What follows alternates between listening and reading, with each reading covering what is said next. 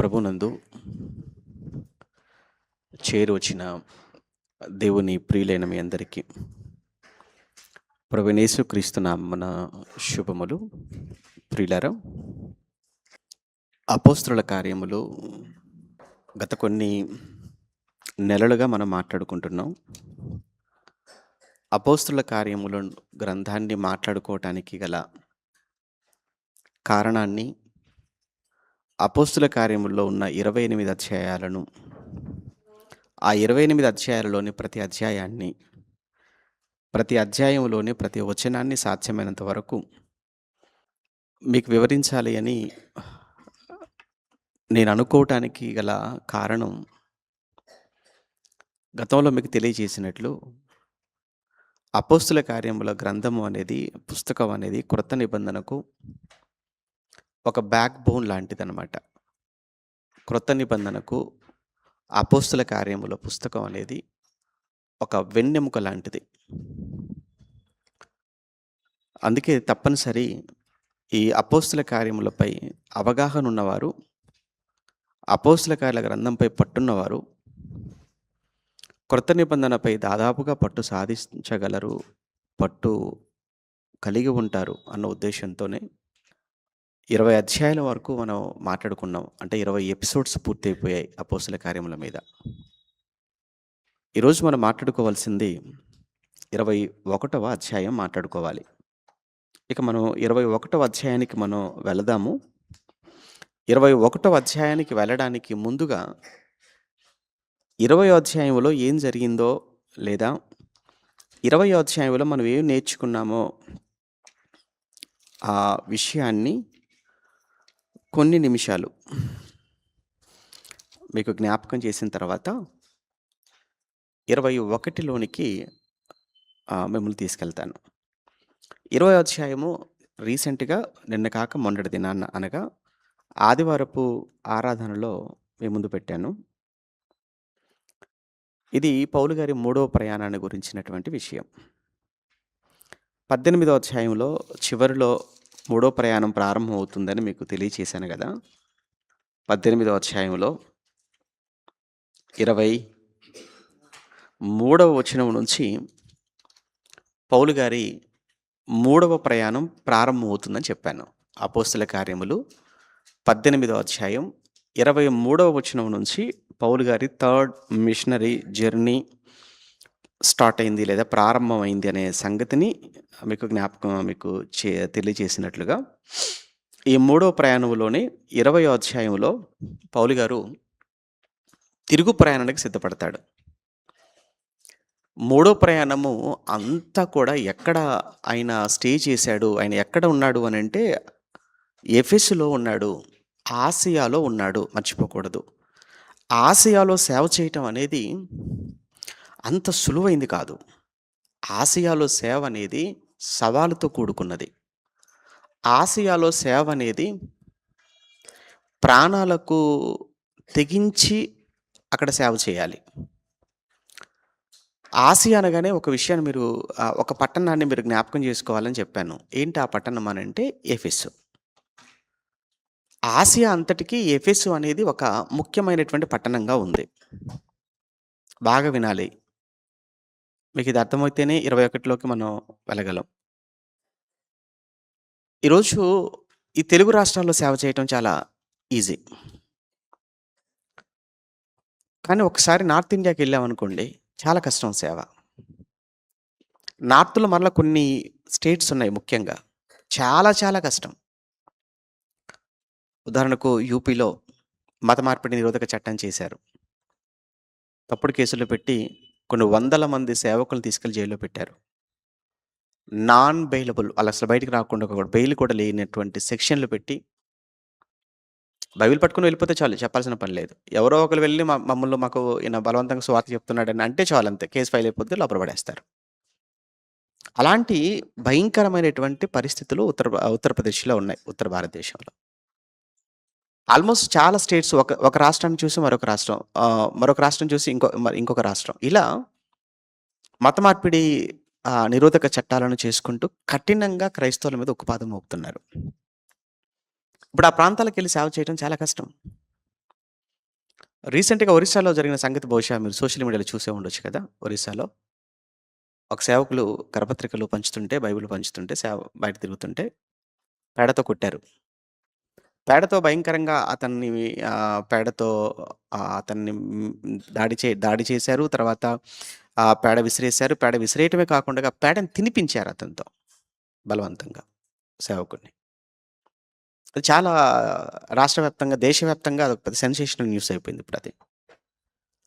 అంటే ఇంత భయంకరమైన పరిస్థితులున్నాయా దేశంలో? అవును. ఒరిస్సా ఎక్కడ? మన ఖమ్మం జిల్లాని ఆనుకునే ఉంటుంది. ఛత్తీస్‌గఢ్, ఒరిస్సా మన చాలా దగ్గర గదా! ఏపీని ఆనుకునే ఉంటుంది గదా! శ్రీకాకుళం దాటితే అదే గదా! ఒరిస్సా. అయితే ఇది చాలా బెటర్ కొంచెం. మనం అనుకుంటున్నాం గాని నార్త్ ఇండియా చాలా బెటర్. దేనితో అంటే ఒకప్పుడు ఎఫెస్‌తో పోల్చుకుంటే. ఒకప్పుడు ఆసియాతో పోల్చుకుంటే మైనర్ ఏషియా అన్నాం కదా! చిన్న ఆసియా. పౌలు గారు కొరింథీయులకు పత్రిక రాసినప్పుడు చెప్తాడు గదా! మృతులు లేపబడని యెడల నేను ఎఫెసులో మృగములతో పోరాడితే నాకు లాభమేంటి? గుర్తొచ్చిందా మాట? ఎఫెసులో మృగములతో పోరాడిన యెడల నాకు లాభమేంటి అంటాడు. ఎఫెసులో మృగాలతో పోరాటం ఏంటి ఆయన? ఎఫెసులో మృగాలున్నాయా? లేదే. మనుషులే కదా! అంటే ఏ విధమైన మనుషులు వాళ్ళు? ఎలాంటి మనుష్యుల మధ్య ఆయన సేవ చేశాడు అంటే, మృగ స్వభావం కలిగినటువంటి మనుషులు.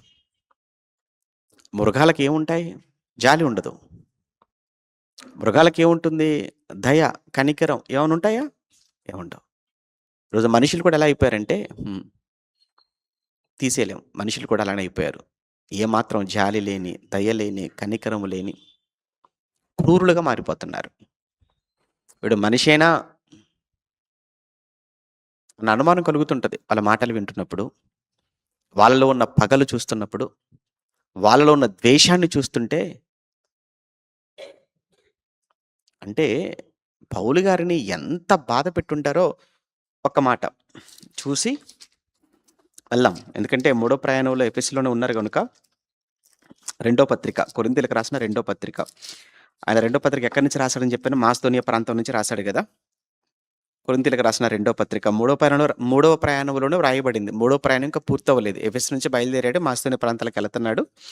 అక్కడ అక్కడి నుంచి రాసినటువంటి పత్రిక. మూడో పత్రిక ఎన్నో వచనం? 8వ వచనం. మొదటి అధ్యాయం 8వ వచనం. మొదటి అధ్యాయం 8వ వచనం. సహోదరులారా, ఆసియలో మాకు తటస్థించిన శ్రమను గూర్చి మీకు తెలియకుండుట మాకిష్టం లేదు. అదేదనగా మేము బ్రతుకుదుము అను నమ్మకము లేక ఉండునట్లు మా శక్తికి మించిన ఆ పదం చూడండి. మేము ఆసియాలో బ్రతుకుదుము అను నమ్మకము లేక ఉండునట్లుగా మా శక్తికి మించిన అత్యధిక భారము వలన కృంగిపోతిమి అన్నాడు. అంటే శక్తికి మించిన భారం అట ఆయనకు, పౌలు గారికి. చాలా కృంగిపోయాడు. కృంగుబాటు మనిషిని ఎంత బలహీనపరుస్తుందో, కృంగిపోతుంటే మనిషి ఎంత బలహీనపడిపోతుంటాడో మీకు తెలియంది కాదు. పౌలు గారికి ఎఫెసులో ఉన్నప్పుడు లేదా ఆసియాలో ఉన్నప్పుడు ఆయన అనుభవపూర్వకంగా వ్రాసినటువంటి మాట అన్నమాట. అనుభవించాడు. ఆయన ప్రాక్టికల్‌గా ఆయన అనుభవించి మాట రాస్తున్నాడు. ఇంకా ఒకటే అనుకున్నాడిక, నేను బ్రతుకుతాననే నమ్మకం అయితే నాకైతే లేదు. అంటే ఇంత ఘోరంగా, ఇంత భయంకరంగా ఎఫెసులో పౌలు గారిని హింసించారా? బాధపెట్టారా అంటే అవును. పౌలు గారికి ఎఫెసు నుంచి బయలుదేరాడు. 20వ అధ్యాయం. ఎఫెసు నుంచి అక్కడి నుంచి బయలుదేరాడు. మాసిదోనియాకొచ్చాడు. మాసిదోనియాలో ఉన్నప్పుడే ఈ రెండో పత్రిక రాసాడు. అక్కడి నుంచి గ్రీసుకొస్తాడు. మనం నిన్న 20 అధ్యాయంలో చదువుకున్నది చెప్తున్నాను. గ్రీసు నుంచి డైరెక్ట్‌గా అంతియోక్యకి వెళ్దామనుకుంటాడు. కానీ అక్కడ కుట్ర జరుగుతుందన్న యూదులు కుట్ర చేస్తున్నారని తెలియగానే వెంటనే మరలా పైకి మాసిదోనియాకొచ్చి, మాసిదోనియా నుంచి డైరెక్ట్‌గా ఆయన ఎక్కడికొచ్చేసాడు? క్రేతుకొస్తాడు గదా! త్రోయకొస్తాడు. ఆ త్రోయలోనే కదా అక్కడ వారం రోజుల పాటు ఉంటాడు. ఆదివారం అక్కడ రొట్టె విరిచే కార్యక్రమంలో పాలు పంచుకుంటాడు అందరితో. త్రోయలో ఉంటాడు. ఆ త్రోయలో ఉంటుండగానే కొంతమందిని ముందుగా పంపించేసి మిలేతులో అక్కడ సంఘ పెద్దలను పిలిపించాలి ఎఫెసులో ఉన్న పెద్దలను. నేను మళ్ళీ ఎఫెసుకి వెళ్ళిపోతే ఆలస్యం అయిపోద్ది. నేను పెంతెకోస్తు పండగ వరకు నేను అక్కడికి యెరూషలేముకి వెళ్ళిపోతే బావుంటుందన్న ఉద్దేశ్యంతో ఆయన ఎఫెసుకి ఎందుకులే పెద్దలు ఎవరైతే ఉన్నారో వాళ్ళు పిలిపించండి అనగానే ఎఫెసు నుంచి పెద్దలొచ్చారు. పెద్దలతో మిలేతులో సమావేశం ఏర్పాటు చేశారు. అదొక రకంగా చెప్పాలంటే పెద్దలు అన్న మాట మీకు కనిపించిందనంటే పెద్దలు అన్న, అధ్యక్షులు అన్న, కాపరి అన్న, నాయకులు అన్న ఇవన్నీ కూడా ఒకే వ్యక్తిని సూచించేవి.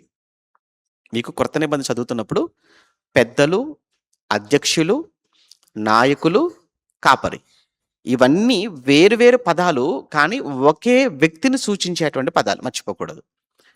ఇప్పుడు మన భాషలో చెప్పాలి అనంటే ఇప్పుడు పెద్దల్ని పిలిపించి అన్నాడు కదా ఆయన ఎఫెసు నుంచి మిలెతుకు. ఆ పెద్దలు అన్న ఆ ప్లేస్‌లో మనం కాపరి అన్న పదాన్ని ఉపయోగించామనుకోండి. అది పెద్దల సదస్సు అనటం కంటే అది ఏ సదస్సు అవుతుంది ఇప్పుడు కాపరి అని అనుకుంటే కాపరుల సదస్సు. ఏ కాపరులు వీళ్ళంతా కూడా ఎఫెసులో ఉన్న కాపరి. అంటే ఎఫెసు సంఘానికి ఒకళ్ళున్నారా? ఎక్కువ మంది ఉన్నారా? అంటే ఒకరికంటే ఎక్కువ మంది ఉన్నారు అక్కడ చూడండి పెద్దలు. ఒకరికంటే ఎక్కువ మంది ఉన్నారు కాపరులు. కాపరులు అంటే సంఘాన్ని కాపాడుకునేవాడు, సంరక్షించేవాడు. కనుక సంఘాన్ని కాపాడేటువంటి బాధ్యత ఒకళ్ళకుండదు. సంఘంలో ఉన్న వారందరికీ ఉంటుంది. సంఘాన్ని కాపాడుకునేటువంటి బాధ్యత సంఘంలో ఉన్న అందరికీ ఉండాలి. కుటుంబాన్ని కాపాడుకునే బాధ్యత కుటుంబంలో ఒకరికే ఉండదు, అందరికీ ఉంటుంది. కనుక ఈ సంఘం ఏ ఒక్కరిదో కాదు కదా! ఈ సంఘం క్రీస్తుది కాబట్టి, క్రీస్తు సంఘాన్ని కాపాడుకునేటువంటి బాధ్యత ఇది అందరిది.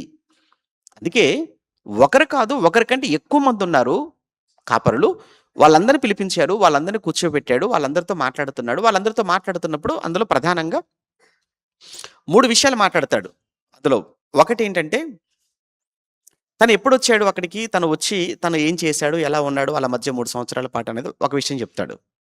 ఇక వివరంగా చెప్తే మళ్ళీ 20 అధ్యాయం అయిపోతుంది. రెండవదిగా వచ్చేసి ఏంటంటే ప్రస్తుత పరిస్థితులు ఎలా ఉన్నాయో అన్న విషయాన్ని, ప్రస్తుతం ఎలా ఉందన్న విషయాన్ని మాట్లాడతాడు. మూడోది ఏంటంటే నేను వెళ్ళిపోతున్నాను, భవిష్యత్తు ఎంత భయంకరంగా ఉండబోతుందో, నేను వెళ్ళిపోతాను, క్రూరమైన తొడలు మీ మధ్యలోకి వస్తాయి, వచ్చినటువంటి తొడలు మందని కనికరింపరు, వంకర మాటలు పలుకుతుంటారు. అలా వంకర మాటలు పలికేసి సంఘంలో ఉన్నటువంటి అమాయకులైన వారిని ఈడ్చుకొని వాళ్ళు వెళ్ళిపోతుంటారు, సంఘాన్ని అంతా గలిబిలి చేస్తారు, మీరు చాలా జాగ్రత్తగా ఉండాలి. ఇవి ఒకటి తన అనుభవం చెప్పాడు. నేను ఎలా అయితే కష్టపడి నేను మీ మధ్య ఉన్నానో, ఇప్పుడు ఆ బాధ్యత మీకు అప్పచెప్పాను గనక, మీరే గనక ఇప్పుడు ఆ సంఘాన్ని కాపాడవలసింది. మీరు కూడా నాలా ఉండాలి అని చెప్పడం కోసం చెప్పాడే తప్ప, తన గొప్పతనాన్ని చెప్పుకోవడానికి మాత్రం పౌలు గారు అక్కడ చెప్పలేదన్న విషయాన్ని కూడా మీకు పదే పదే చెప్పాను ఆ రోజు. రైట్. రెండో విషయం ఏం చెప్పాడు? ప్రస్తుత పరిస్థితులు ఎలా ఉన్నాయో అన్న విషయాన్ని చెప్పాడు.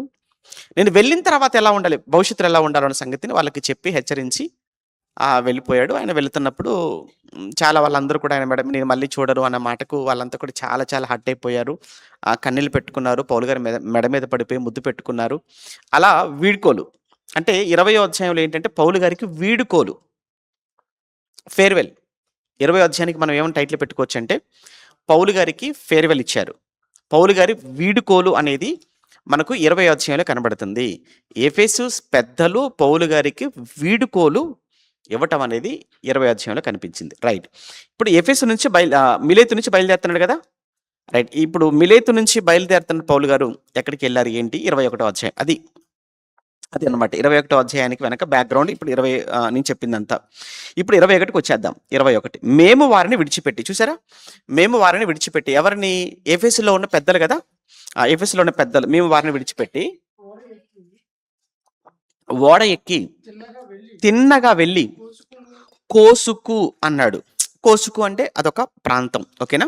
కోసుకును, తర్వాత రెండోది రొదుకును అన్నాడు. చూసారు అక్కడ రెండోది ఏంటి? రొదుకు అన్నాడు. రొదుకు. రైట్. మిలేతు నుంచి కోసుకు వచ్చారు, కోసుకు నుంచి రొదుకు వచ్చారు, అక్కడ నుండి పతరకు వచ్చారు. ఆ పతరకు వచ్చి అప్పుడు ఫెనీకేకు వెళ్ళబోచున్న ఒక ఓడను చూచి దానిని ఎక్కి బయలుదేరి. ఎందుకు ఇంకా మనకు డైరెక్ట్గా యెరూషలేముకు వెళ్ళేటువంటి ఓడ మనకు దొరకనప్పుడు అప్పుడు మనం ఏం చేస్తాం? ఇప్పుడు ఖమ్మం నుంచి హైదరాబాద్ వెళ్ళాలి, డైరెక్ట్ హైదరాబాద్ బస్సు దొరకలేదు. అప్పుడు మనం ఏం చేస్తామనంటే హైదరాబాద్కి వెళ్ళే దారిలో పెద్ద సిటీ ఏమో సూర్యాపేట ఉంది, అక్కడికి వెళ్ళాం అనుకోండి. ప్రజెంట్ ప్రయాణం మనకు టైం వేస్ట్ అవ్వకుండా ఉంటుంది కదా. అక్కడికి వెళ్ళిపోతే మరొక బస్సు కలుస్తుంది కదా, అక్కడిని త్వరగా వెళ్ళిపోవచ్చు కదా. మనం ఎలా అయితే ప్లాన్ చేసుకుంటామో జర్నీకి, సేమ్ ఇక్కడ కూడా డైరెక్ట్గా ఆయన యెరూషలేముకి వెళ్ళాలి, కానీ యెరూషలేముకి వెళ్ళే ఓడ దొరకలేదు. యెరూషలేముకి ఓడ దొరకనప్పుడు సడన్ ఏదో ఒకటి వచ్చేసిందట, ఫెనీకేకు వెళ్ళబోచున్న ఒక ఓడ వచ్చేసింది. పోనీలే ఏదో ఒకటి టైం మనకి ఎందుకు వేస్ట్ అవ్వటం, దానికోసం చూసుకుంటుంటే జర్నీలో ఉన్నట్టుగా ఉంటది కదా! అని ఆ ఫేనీకేకు వెళ్ళబోచున్న ఒక ఓడను చూసి దాన్ని ఎక్కి బయలుదేరితిమి. ఇప్పుడు అక్కడి నుంచి ఆ ఫేనీకేకి వెళ్ళే ఓడ. ఎక్కడి నుంచి బయలుదేరారు వీళ్ళు? పతర మర్చిపోకూడదు. ఎక్కడి నుంచి బయలుదేరారు? ఎక్కడ ఎక్కారు ఓడ? పతరలో ఎక్కారు. పతరలో ఓడ ఎక్కారు. ఆ ఓడ ఏమో ఫెనీకేకి వెళుతుంది. ఆ ఫెనీకేకి వెళ్ళబోచున్న ఓడ ఎక్కడికి వచ్చింది ఇప్పుడు అని చెప్తున్నాడు మూడో వచనంలో. కుప్రకు ఎదురుగా వచ్చిందన్నాడు. కుప్రకు ఎదురుగా వచ్చిందన్నాడు కదా! కుప్ర, సైప్రస్ అన్నాడు ఇంగ్లీష్‌లో. కుప్ర అనగానే మనకు ఎవరో గుర్తొస్తారు మనకు. ఎవరు గుర్తొస్తారు కుప్ర అనగానే? ఎవరు? బరబ్బనా? కుప్ర అనగానే ఎవరు గుర్తొస్తారు? బర్నబా గారేనా? ఎవరు బర్నబా గారు ఎవరు? ఎవరు బర్నబా గారు ఎవరు? బర్నబా అన్నారు కరెక్టే. ఎవరు ఆ బర్నబా గారు ఎవరు? ఆయన పౌలు గారి జత పనివాడని చెప్పండి. సింపుల్‌గా ఏంటంటే పౌలు గారి జత పనివాడు. పౌలు గారు మొదటి ప్రయాణంలో పౌలు గారితో పాటు ప్రయాణం చేసినవాడు. ఇంకా బర్నబా గారి గురించి చెప్పాలంటే ఆయన పెద్ద స్టోరీ ఉంది. అదంతా వద్దు. మెయిన్ ఏంటంటే పౌలు గారి జత పనివాడు. పౌలు గారిని అపోస్తలకు పరిచయం చేసినవాడు, తీసుకెళ్ళినవాడు. ఇంకా కుప్ర లోకల్ ఆయన. ఆ రోజు సంఘం తమకున్న చరస్థిరాస్తులను అమ్మి తీసుకుని వచ్చి అపోస్తల పాదాల దగ్గర పెట్టినప్పుడు ఇతను కూడా కుప్రకు వచ్చి అక్కడ ఉన్నటువంటి తన ఆస్తిపాస్తులన్నీ అమ్మి తీసుకుని వచ్చి అక్కడ పెట్టేశాడు. అంతియోకయ సంఘాన్ని డెవలప్ చేసినవాడు ఎవరు? బర్నబా. ఓకేనా? రైట్. బర్నబా అంటే కుప్ర అనగానే మనకు బర్నబా గుర్తు రావాలి. బర్నబా గుర్తొచ్చాడంటే కనీసం ఒక 4, 5 క్యారెక్టర్స్ ఆయన గురించి చెప్పగలగాలి మీరు. ఊరకనే కుప్ర అనగానే బర్నబా. బర్నబా ఎవరు అంటే ఇంకా మనకు మాట్లాడలేదనుకోండి ఏం ప్రయోజనం? ఒక వ్యక్తి పేరు చెప్పినప్పుడు ఆయనలో ఒక 10 క్వాలిటీస్ ఉన్నప్పుడు కనీసం ఒక 3, 4 అయినా మనం చెప్పగలగాలి కదా! ఎప్పుడు చెప్పగలుగుతాం మనం అవన్నీ? తరచుగా బైబిల్‌లో మనం చదువుతున్నప్పుడు, తరచుగా ఫాలో అవుతున్నప్పుడు సరే, మన గంట అయిపోద్ది. మీరు చాలా ఫీల్ అయిపోతారు. కుప్రకు ఎదురుగా వచ్చి దానిని ఎడమ తట్టున విడిచి సిరియా వైపుగా వెళ్ళి తూరులో దిగితిమి అన్నాడు. అమ్మయ్య! మొత్తానికి ఇప్పుడు దిగారట. ఓడ దిగారు మర్చిపోకండి. ఎక్కడెక్కారు? పతరలో ఎక్కారు. ఎటు వెళ్ళే ఓడెక్కారు? ఫెనీకేకి వెళ్ళే ఓడెక్కారు. ఆ ఫెనీకేకి వెళ్ళే ఓడ ఎక్కడికొచ్చి నిలిచిందని చెప్పారు? కుప్రకు ఎదురుగా వచ్చిందన్నాడు. చివరికి ఆ ఓడను వాళ్ళు ఎక్కడ దిగారని చెప్పాడు? తూరులో దిగారు. తూరు అనగానే కూడా ఎవరో గుర్తుకు రావాలండి. గ్రేట్ అండి. తూరు అనగానే ఒకళ్ళ పేరు చెప్తే చాలా ఫేమస్ అనమాట. ఆళ్ళ పేరు చెప్తే వాళ్ళు నిజంగా సూపర్ గ్రేట్ అనమాట. ఎవరు చెప్తారో చెప్పండి? తూరు అనగానే ఒకళ్ళు గుర్తుకు రావాలి మనకు. తూరు అనగానే ఒకళ్ళు గుర్తుకొస్తారు. సరే, చిన్న క్లూ ఇస్తాను. ఒక లేడీ. లేడీ అని కూడా చెప్పాను. ఇంకా గుర్తుకు రావట్లేదా? ఇంకా గుర్తుకు రావట్లేదు. లేడీ అని చెప్పిన తర్వాత కూడా. గుర్తుకు రావట్లేదా ఇంకా? చాలా ఫేమస్ ఆవిడ. లోదియా తుయతేర కదా! తూరుకు తుయతేరకు తేడా లేదా? సరే, ఇంకో క్లూ ఇస్తాను. లేడీయే, కాకపోతే క్రొత్త నిబంధన కాదు, పాత నిబంధన. ఇప్పుడు ఆలోచించండి. ఓల్డ్ టెస్టిమెంట్‌లో చాలా ఫేమస్ ఆవిడ.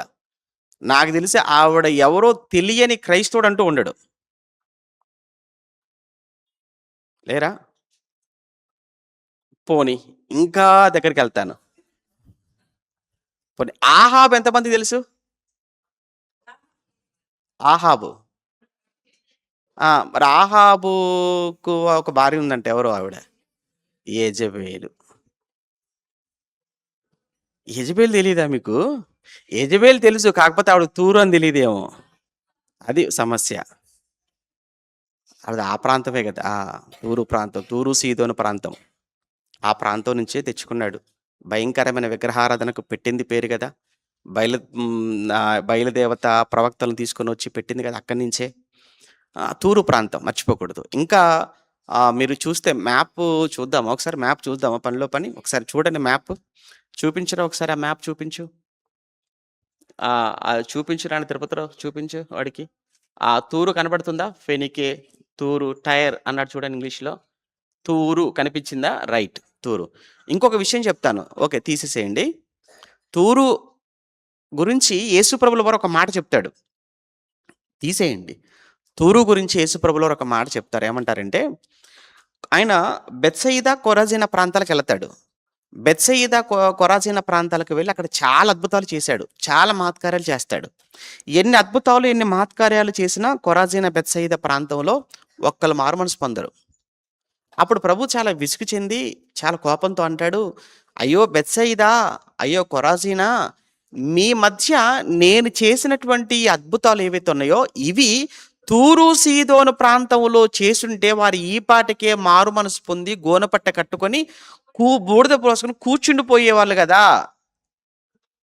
అంటే తూరు, సీదోను ప్రాంతాలు భయంకరమైనటువంటి ప్రాంతాలు. భయంకరమైనటువంటి విగ్రహారాధన కలిగినటువంటి ప్రాంతాలవి. మీ మధ్య చేసినవి అక్కడ వాళ్ళకి చేసిన వాళ్ళైనా మారేవారేమో గాని, మీరు మారలేదు గదా! అని బాధపడుతుంటాడు. ఎక్కడో చెప్పారు కదా! మత్తయి సువార్త 11వ అధ్యాయం అనుకుంటాను చూడండి. మత్తయి సువార్తలో చూడండి. మత్తయి సువార్త 11వ అధ్యాయం 20-22 త్వరగా 21 వచనం చూడండి. మత్తయి సువార్త 11:21. అయ్యో కొరాజీనా! అయ్యో బెత్సయిదా! మీ మధ్యను చేయబడిన అద్భుతములు తూరు, సీదోను పట్టణములో చేయబడిన ఎడల ఆ పట్టణముల వారు పూర్వమే గోనె పట్ట కట్టుకొని, బూడిద వేసుకొని మారుమనసు పొంది ఉండేవాళ్ళు కదా! మీరు మారలేకపోయారు అని బాధపడుతున్నాడు చూడండి. తూరు, సీదోను ప్రాంతాలు మర్చిపోకండి. ఎందుకు చెప్తున్నానంటే, ఇప్పుడు మనకు అవసరం అవుతది. నెక్స్ట్ మనకు.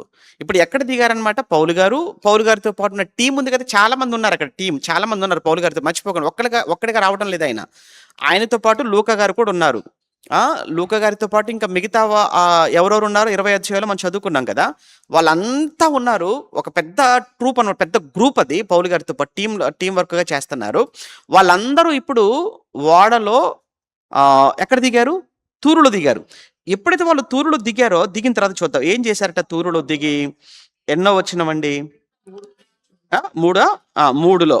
తూరులో దిగితిమి. అక్కడ ఓడ సరుకు దిగుమతి చేయవలసి ఉండెను. ఎందుకు అక్కడ దిగవలసి వచ్చిందంటే, యాక్చువల్‌గా వీళ్ళు ఉద్దేశపూర్వకంగా దిగలేదు గానీ, ఆ ఓడలో సరుకుంది. ఇప్పుడు ఓడలో ఆ రోజు మనుషులతో పాటు సరుకు ఇప్పటికి కూడా ఓడలే కదండీ సరుకు ఎక్కువగా మనకు ఇంపోర్ట్, ఎక్స్‌పోర్ట్ అంతా కూడా దేంట్లో జరుగుతుంటాయి? విమానాలలో గాదు. షిప్‌లే. ఇప్పుడు వేరే ఇతర దేశాల నుంచి కార్‌లొస్తున్నా, బైకులొస్తున్నా, అక్కడి నుంచి ఏ బట్టలొస్తున్నా, ఆయిలొస్తున్నా, ఏదొస్తున్నా దేని ద్వారా రావాలనుకుంటున్నారు? విమానాల్లో గాదు. అంతా షిప్సే. ఏవండీ సముద్రం ద్వారా రావాల్సినవి అంతా కూడా మనకు. ఆ రోజుల్లో కూడా అంతే. అయితే ఇక్కడ విషయం ఏంటంటే, ఈ రోజుల్లో ఏది వచ్చినా గాని షిప్‌లో వాటిని అన్‌లోడ్ చేయటానికి, దింపటానికి మనుషులతో కంటే అంత మిషనరీ వర్క్ ఎక్కువ ఈ రోజు కదా! పెద్ద పెద్ద క్రెయిన్స్ ఉంటాయి. చాలా ఈజీ ఈ రోజుల్లో వాటిని దింపటం గాని, ఎక్కించటం కానీ. మరి పౌలు గారి కాలానికి మిషనరీ ఏమి లేదు కదా! యంత్రాలేమి లేవు గదా! మనుషులే గదా దింపాలి. మనుషులే గదా ఎక్కించాలి కంప్లీట్‌గా. అప్పుడు ఏమవుతుంటదంటే, సరుకు కొంచెమైనా గానీ ఎక్కువ టైం పడుతుంటది. టైమ్ టేకింగ్ అనమాట. అందువల్ల ఏంటంటే చూసారు చాలా రోజులు పట్టేటట్టుగా ఉంది. సరకంతా దింపేసరికి ఇక్కడ ఈ తూరులో ఈ సరకంతా దింపిన తర్వాత గాని మళ్ళా ఓడ బయలుదేరదు. కాబట్టి ఈ గ్యాప్ ఉంది గదా! ఈ గ్యాప్‌లో మనం ఇక్కడ ఉండడం ఎందుకు అని చెప్పి తూరులో దిగిన తర్వాత వాళ్ళెక్కడికెళ్లారట చూద్దాం. ఎన్నో వచనం? 4 వచనం. మేమక్కడ ఉన్న శిష్యులను కనుగొని 7 దినములు అక్కడ ఉంటిమి. హమ్మయ్య! అదృష్టం ఏంటంటే ఆ తూరులో శిష్యులున్నారంట. శిష్యులంటే ఎవరు? క్రైస్తవులని అర్థం కదా! అంటే తూరులో క్రైస్తవులున్నారా అంటే అంటే యేసు ప్రభుల వారు అప్పుడు ఏమన్నారు చూసారా? కొరాజీన, బెత్సయిదాతో మీ మధ్య చేసే వాటికంటే ఆళ్ళకి చేసుంటే బావుండేది మారిపోయేవాళ్ళు అని అన్నాడు. కానీ పౌలు గారి కాలానికొచ్చేసరికి ఆల్రెడీ తూరులో సంఘం ఉంది. తూరులో ఏమేర్పడింది? సంఘం ఏర్పడింది. ఎవరు వెళ్ళుంటారు తూరుకు వాక్యం చెప్పడానికి? ఎవరు చెప్పుంటారు అక్కడ వాక్యం? ఎవరి ద్వారా సంఘం ఏర్పడి ఉంటది? ఆ విషయాలు మనకు తెలీదు. కానీ అపోస్తలులు ఖాళీగా ఉండరు గదా! అపోస్తలులు ఖాళీగా ఉంటారా? ఏవండీ అసలు మనమే ఖాళీగా ఉండట్లేదు ఈ రోజుల్లో. అపోస్తలులు అసలు ఎంత వేడిగా ఉంటారు ఆ రోజుల్లో. ఎలా ఖాళీగా ఉంటారు వాళ్ళు? ఎట్టి పరిస్థితుల్లో అపోస్తలుడైన వాడు, ప్రభువుని అర్థం చేసుకున్నవాడు, ప్రభుతో కమిట్ అయిన వాడు ఎవ్వరు కూడా ఖాళీగా లేరు, ఖాళీగా ఉండరు. ఉండలేరు కూడా.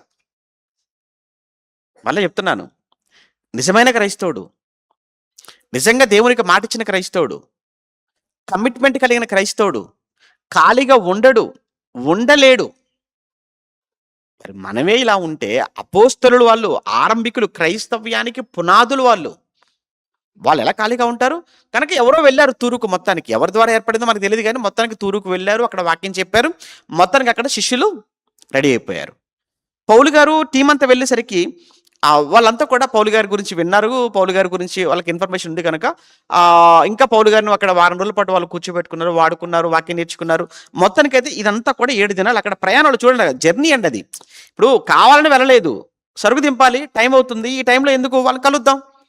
కలవాలన్న కోరిక ఈయనకు ఉంది, కలుపుకోవాలన్న ఆశ. అంటే ఆ రోజుల సంఘాలు ఎలా ఉన్నాయి చూడండి. ఎలా ఉన్నాయంటే వాళ్ళు చూడాలి, వెళ్ళాలన్న కోరిక పౌలు గారిలో ఉంది.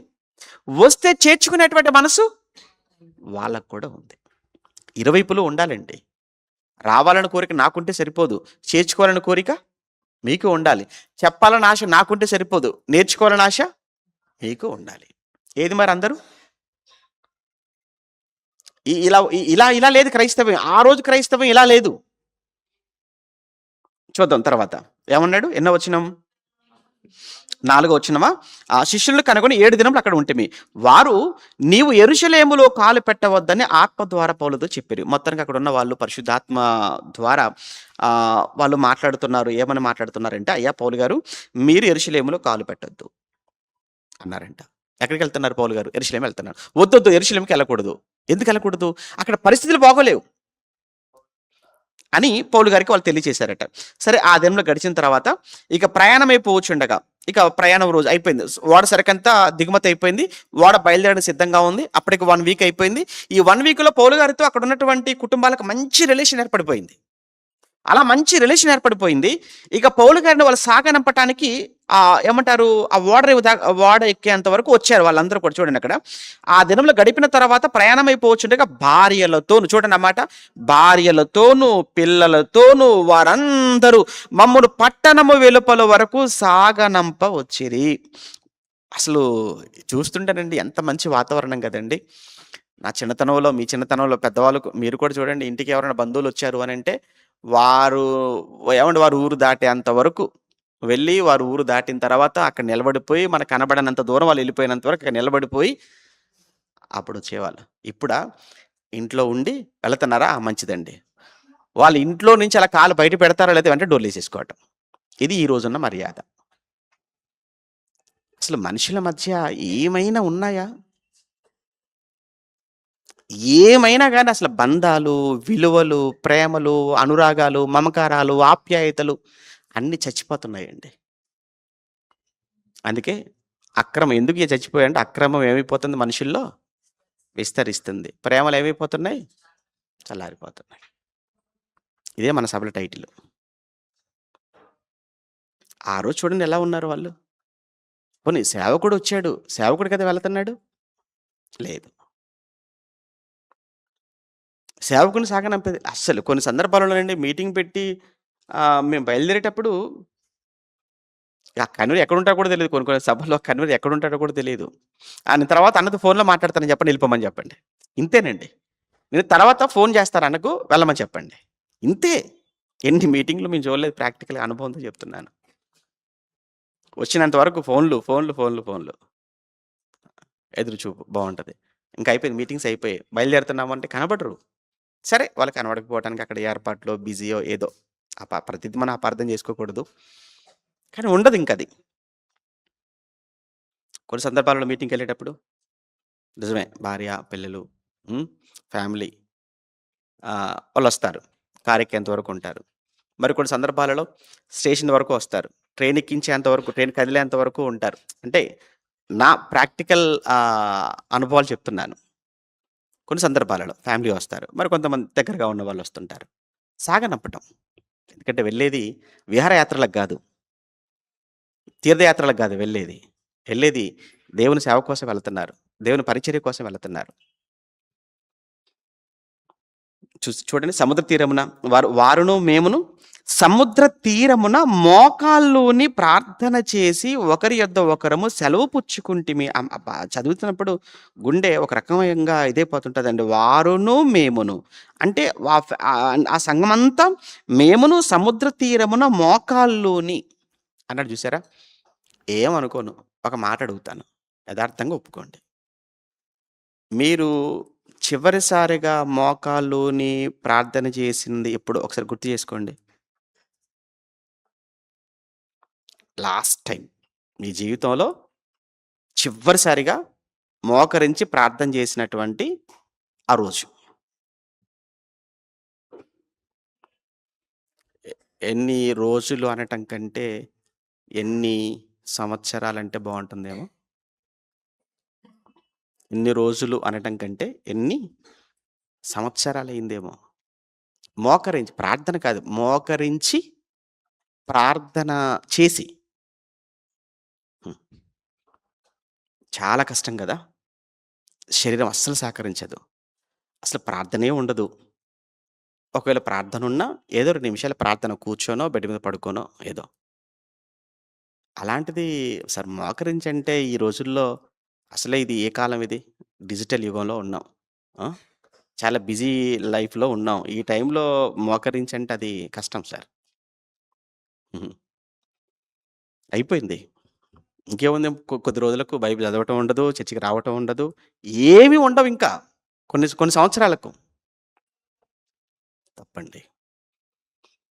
సాధ్యమైనంత వరకు మోకరించి ప్రార్థించే అటువంటి అలవాటు మళ్ళీ అలవాటు చేసుకోండి. మంచిదది. ఇప్పుడు నేనే ఉన్నాను. సాధ్యమైనంత వరకు ఎప్పుడో కొన్ని సందర్భాలు. ఎంత లేట్ అయినా వచ్చాను అనంటే మోకరించి ప్రార్థన చేసుకొని పడుకోవాలి. పడుకుంటాను అలానే. దాదాపుగా కొన్ని కొన్ని సందర్భాలలో వదిలేస్తే. ఇక మీటింగ్‌కెళ్తున్నామా, ప్రార్థన చేయకుండగా బయలుదేరేదంటూ మాక్సిమం ఉండదు. ఇంట్లో చుట్టూ ఉన్న వాళ్ళని అడగండి. బయలుదేరుతున్నామనంటే ఖచ్చితంగా బయలుదేరే ముందు వెళ్ళేది దేవుని పని మీదనే గదా! అవసరమా ప్రార్థన? అని మాట్లాడేటువంటి భక్తులుంటారు కొంతమంది. జ్ఞానవంతులు. ఆళ్ళకి మనం ఏం చెప్పలేం. వెళ్ళే దేవుని పని మీద కాబట్టే ప్రార్థన చేసుకో అని ఎళ్ళాలి. వెళ్ళే దేవుని పని మీద కాబట్టే ప్రార్థన చేయాలి. కానీ ఏముండదు. మీరెంతమంది ప్రార్థన చేసుకొని ప్రార్థన పూర్వకం ఇక్కడికొచ్చారో నాకు తెలీదు. పోనీ ఇక్కడికొచ్చిన తర్వాత కూర్చొని ప్రార్థన చేసుకున్న వాళ్ళెంతమందో తెలీదు. ఇక మీరు వెళ్లి పడుకునే ముందు ఎంతమంది మోకరించి ప్రార్థన చేస్తారో అస్సలు తెలీదు. కానీ ఇక్కడ చూస్తుంటే ఆయన పౌలు గారితో పాటు ఉన్న వాళ్ళందరూ ఆ పదం చూడండి. ఎవరండి పౌలు ఆయన? ఆ! ఆయన్ని బీట్ చేయగలిగినవాడు ఆయనకు ఏమంటే సరి సమానం ఎవరు చెప్పండి? ఎవ్వరు. ఒకవేళ మీరు టైటిల్స్ ఇవ్వాలనుకుంటే గొప్ప గొప్ప టైటిల్స్ ఆ టైటిల్స్ అన్నిటికి అర్హుడు ఎవరో తెలుసా? ఆయనే. ఎవరు? వన్ అండ్ ఓన్లీ అంటే ఆయనే. ఛాలెంజింగ్ అంటే ఆయనే. ఇంకా మీరు ఎన్ని టైటిల్స్ ఇస్తారో ఆ టైటిల్స్ అన్నిటికి అర్హుడెవరు? పౌలు గారు. మరి అన్ని టైటిల్స్‌కు అర్హుడైన పౌలు గారు వచ్చిన వాళ్ళందరితో సాగనంపడానికి వచ్చిన వాళ్ళందరితో పాటు మోకరించాడు. ఆయనతో పాటు ఉన్న టీమ్ అంతా కూడా అది కూడా ఎక్కడో తెలుసా? సముద్ర తీరమునంటే ఎలా ఉంటుంది నేలక్కడ? ఇసుక. ఇసుకలో మోకరించడమా? ఎంత ప్రార్థన. ఇసుకలో మోకరించడమా? మనం ఇంట్లో ఇసుక నేలపై మోకరించడం ప్రార్థననంటే చిన్న విషయం కాదది. హ్మ్. చూద్దాం. మోకాల్లోని ప్రార్థన చేసి మీరు ఇదే కాదు. మీరు 20, 36 కూడా చూద్దారా ఒకసారి? 20, 36 20 అండి. మొన్న సండే చెప్పాను. అతడు ఇలాగు చెప్పి మోకాల్లోని వారందరితో ప్రార్థన చేసెను. ఇది ఒకసారి జరిగింది కాదిది. ఏదో ట్రాన్స్‌లేషన్‌లోనో లేకపోతే ఏదో ఊరికే అలా పడిందో మీరు అనుకోకండి. లేదండి. లూకా గారు లైవ్‌లో ఉన్నాడిక్కడ మర్చిపోకండి. వ్రాసే వ్యక్తి లూకా గారు అక్కడ లైవ్‌లో ఉన్నాడు కదా! మేము అన్నాడు కదా ఆయన. అంటే ఆయన ఉన్నాడు ప్రాక్టికల్‌గా అక్కడ. ఆయన కూడా మోకరించాడు. లూకా మోకరించాడు. పౌలు గారు మోకరించారు. పౌలు గారితో పాటు మిగతా టీమ్ అంతా మోకరించారు. అది సముద్ర తీరంలో సంఘమంతా కూడా మోకరించింది. ఆదివారం పూట ప్రార్థన మోకరించగలిగినోళ్ళు మోకరించననంటే ఎవరో 10 మంది, 20 మంది మోకరిస్తారు అంతే. ఇది ఈరోజున్న సంఘాలు. సరే. అంతటా మేము ఓడ ఎక్కితిమి. వారు తమ తమ ఇండ్లకు తిరిగి వెళ్ళిపోయారు. 7వ వచనం. మేము తూరు నుండి చేసిన ప్రయాణము ముగించి తొలెమాయికి వచ్చి తూరు నుంచి ఇప్పుడు ఎక్కడికొచ్చారట? తొలెమాయికి వచ్చారు. తొలెమాయి ఎక్కడుంది? త్వరగా చూడండి. వెంటనే ఆ స్క్రీన్ మీద చూపిస్తారా? త్వరగా చూడండి. త్వరగా చూపించు. తొలెమాయి చూడండి అక్కడ. తూరు కిందనే తొలమాయి కనబడుతుంది. రైట్. ఆ తూరు కింద తొలమాయి కనబడుతుంది. అక్కడికొచ్చేసారండి. తొలమాయికి వచ్చేసారు. చూడండి అక్కడి నుంచి నెమ్మదిగా ఆ కైసరియకు, ఆ తర్వాతొచ్చేసి యెరూషలేముకు దగ్గరగా వస్తున్నారు. ఓకేనా? రైట్. తొలమాయికి వచ్చేసారు. చూద్దాం. మళ్ళా బైబిల్ చూద్దాం. తూరు నుండి ప్రయాణం ముగించి తొలమాయికొచ్చి సహోదరులను కుశలమడిగి వారి యొద్ద ఒక దినముంటే, మొత్తం తొలమాయిలో కూడా శిష్యులున్నారు. అంటే తొలమాయిలో కూడా ఎవరున్నారనమాట? క్రైస్తవులున్నారు. అక్కడ వారితో పాటు ఎన్ని రోజులున్నారు ఆయన? ఒక రోజు ఉన్నారు. మరునాడు మేము బయలుదేరాం. నెక్స్ట్ డే బయలుదేరి కైసరియకు వచ్చి, అమ్మయ్య మొత్తానికైతే 8వ వచనంలో కైసరియకు వచ్చారు. కైసరి అనగానే కూడా ఎవరో ఒక ఆయన చాలా ఫేమస్ పర్సన్ ఉంటాడు. ఒక ఆయన. ఎవరైనా నా వైపు చూడండి. కైసరిలో ఒక ఫేమస్ పర్సన్ ఉన్నారు. ఎవరైనా? మనం మాట్లాడుకున్నాం. కొర్నేలి తెలుసు కదా, శతాధిపతి. ఆయన ఎవరు? శతాధిపతి. ఆయన ఒక్కడే భక్తిపరుడు కదా? కాదా? మరి ఎంతమంది ఉన్నారు? ఫ్యామిలీ అంతా అండి. తన ఇంటి వారందరితో కూడా భక్తి కలిగిన వాడుగా ఉన్నాడు అనేటువంటి మాట మనం చదువుతుంటాం. ఫ్యామిలీ భక్తి కలిగినటువంటి ఫ్యామిలీ అండి. కుటుంబం అంతా భక్తిలో ఉందండి. ఎంత మంచి కుటుంబం కదండి. నేను నా ఇంటి వారిని యెహోవాను సేవించదము అనేటువంటి ఆ మాటకు కరెక్ట్గా సూట్ ఎవరవుతారంటే ఆ కొర్నేలి ఫ్యామిలీ అవుతుందండి. ఆ మాట పెట్టుకునేటప్పుడు ఒకసారి చూసుకుని పెట్టుకుంటే బాగుంటుందేమో ఇంట్లో. ఏమంటే భార్యకున్న భక్తి భర్తకున్నది భార్యకుందా, వీళ్ళిద్దరికున్నది పిల్లలకున్న తల్లిదండ్రులకుందా, మన ఫ్యామిలీ అంతా నిజంగా ఈ మాటకు మనం సరిపోతామా, సెట్ అవుతామా? కానీ కొర్నేలి కుటుంబం ఫిట్ అవుతారు ఆ మాటకు. కైసరియకు వచ్చేసారు. రైట్. కైసరియలో కొర్నేలు ఉన్నాడు. ఇప్పుడు నెక్స్ట్ చూద్దాం. ఇప్పుడు కైసరియకు వచ్చారు. కైసరిలో ఎవరున్నారట? 7గురిలో ఒకడును సువార్తికుడైన ఫిలిప్పు. అమ్మ, ఎక్కడో మిస్ అయ్యాడు ఈయన. మళ్ళీ ఇక్కడ కనబడ్డాడు. చూసారా? ఎక్కడ మిస్ అయ్యాడు ఈయన? ఫిలిప్పు ఎక్కడ మిస్ అయ్యాడు? 8వ అధ్యాయంలో మిస్ అవుతాడు. 8వ అధ్యాయంలో చదువుకుంటాడు చివరిసారిగా. 8వ అధ్యాయంలో ఎక్కడ? నపుంసకుడికి వాక్యం చెప్పాడు. గుర్తుందా మీకు? ఏమంటారు, ఇథియోపియా దేశానికి చెందినటువంటి కందాకైన రాణి క్రింద మంత్రిగా ఉన్నాడు. ఆయన అక్కడి నుంచి బయలుదేరాడు. ఎక్కడికి? యెరూషలేముకు ఆరాధన కోసం. తిరుగు ప్రయాణంలో ఈయన కైసరియలో ఉన్నటువంటి ఫిలిప్పును తీసుకొని వెళ్ళి పరిశుద్ధాత్ముడు అక్కడ వదిలేశాడు. ఆ నపుంసకుడికి వాక్యం చెప్పాడు. మార్గమధ్యలోనే అతనికి బాప్తిసం ఇచ్చేశాడు. మళ్ళీ తిరిగి కైసరికి వెళ్ళిపోయాడు. అంతే. ఇక మళ్ళీ 8వ అధ్యాయంలో చదువుకుంటాం ఆయన కోసం. మళ్ళీ ఇక 9 నుంచి కనబడడు. మళ్ళీ డైరెక్ట్గా మళ్ళీ ఎక్కడ కనబడుతున్నాడు ఈయన? 21వ అధ్యాయంలోకి వచ్చేసాడు. కొన్ని క్యారెక్టర్స్ అంతే. పేతురు గారు మనకు కనిపించలేదు. ఇంకా పేతురు గారు చివరిసారిగా ఎక్కడ చూసాం? పేతురు గారిని చివరిసారిగా మనం ఎక్కడ చూసాము? అపోస్తల కార్యములు ఎక్కడ చూసాం పేతురు గారి కోసం? చివరిసారిగా, లాస్ట్ సారిగా మనం ఎక్కడ చూసాం పేతురు గారి గురించిన సందర్భం? రైట్. 15వ అధ్యాయం.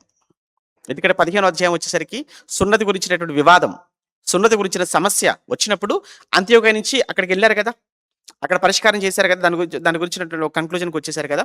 చివరిసరిగా అక్కడ చదువుకున్నాం మనం 15లో. ఇంకా ఆ తర్వాత ఇక మనం అసలు పేతురు గారి ప్రస్తావన మనకి ఎక్కడ లేదు.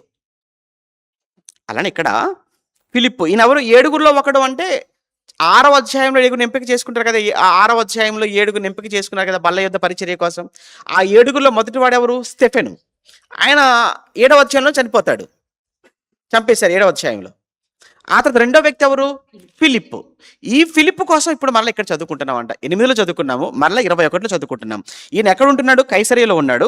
కైసరియలో ఇతను ఉంటున్నప్పుడు అతని ఇంట ప్రవేశించి అతని యొద్ద ఉంటిమి. కన్యకలుగా ఉన్న 4 కుమార్తెలు ఆయనకున్నారు, వారు ప్రవచించువారు అన్నారు. ఎంతమంది కుమార్తెలట? 4 కుమార్తెలట.